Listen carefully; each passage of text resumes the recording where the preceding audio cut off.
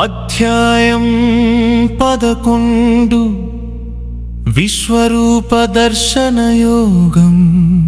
భగవంతుని విశ్వరూప దర్శనం నతు మాం శక్యసే ద్రష్టుమనేనైవ స్వచక్షుషా దివ్యం దదామి తే చక్షుః పశ్య మే యోగమైశ్వరం.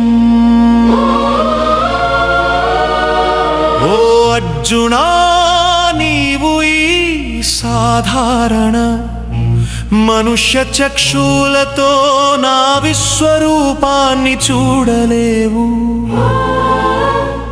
కాబట్టి నీకు నేను దివ్య దృష్టిని ప్రసాదిస్తున్నాను.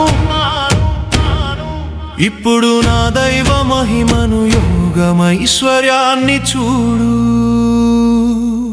ఈ శ్లోకంలో శ్రీకృష్ణుడు అర్జునుడికి పరమార్థాన్ని బోధిస్తున్నాడు. మనిషి దైవ మహిమను తన సాధారణ చూపుతో, సాధారణ మనసుతో చూడలేడు. దానిని అనుభవించడానికి దివ్య దృష్టి అంటే శుద్ధమైన మనసు, భక్తితో నిండిన చైతన్యం అవసరం. దివ్యం దదామి తే చక్షు అంటే భగవంతుడు మనకు సాధారణ జ్ఞానం కాదు, దైవ జ్ఞానం ఇవ్వగల శక్తి ఉన్నవాడని అర్థం. అర్జునుడిలాగా మనం కూడా జీవితంలోని యుద్ధ రంగంలో నిలబడి ఉన్నాం. అక్కడ భయం, సందేహం, బాధ మధ్యలో భగవంతుడు చెబుతున్నాడు, నిన్ను నేనే నడిపిస్తున్నాను. నాలో విశ్వాసం పెడితే నా విశ్వరూపాన్ని నీలోను చూడగలవు. ప్రస్తుత మానవుడు తెలుసుకోవలసిన పాఠం, దైవాన్ని అర్థం చేసుకోవాలంటే కళ్ళ కన్నా హృదయం అవసరం.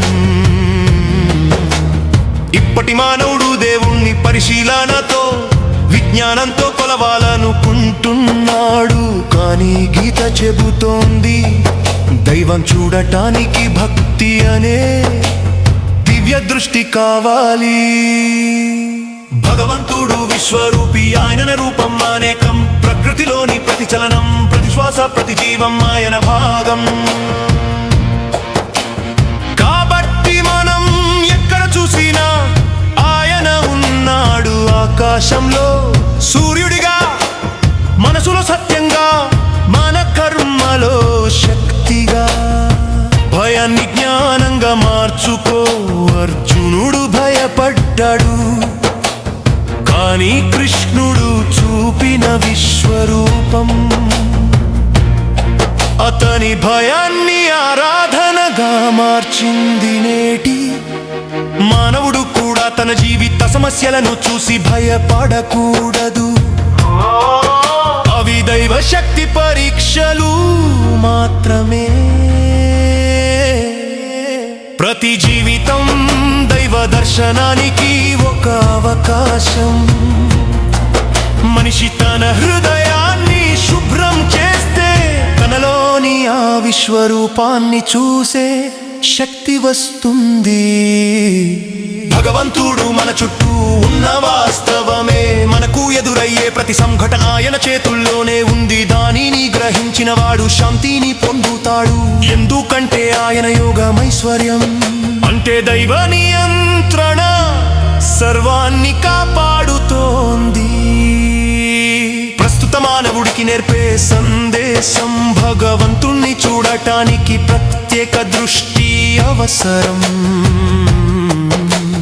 అది మనలోని వినమ్రత, ప్రేమ, విశ్వాసం ద్వారా వస్తుంది. మనం ఆ దివ్య దృష్టితో చూసినప్పుడు ప్రతి మనిషిలో, ప్రతి పుష్పంలో, ప్రతి కణంలో దేవుడే కనిపిస్తాడు.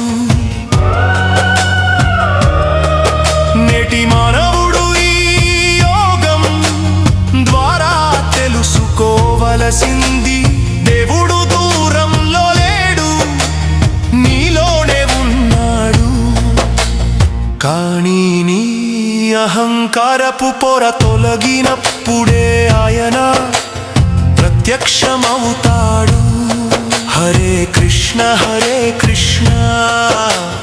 ప్రేమస్వరాల గీతం. హరే రామ శాంతినిచ్చే మంత్రం. ఓం నమో భగవతే వాసుదేవాయ. నీ నామమే నా శ్వాస. ఓం నమో భగవతే వాసుదేవాయ. నీ నామమే శాశ్వత శాంతి మార్గం.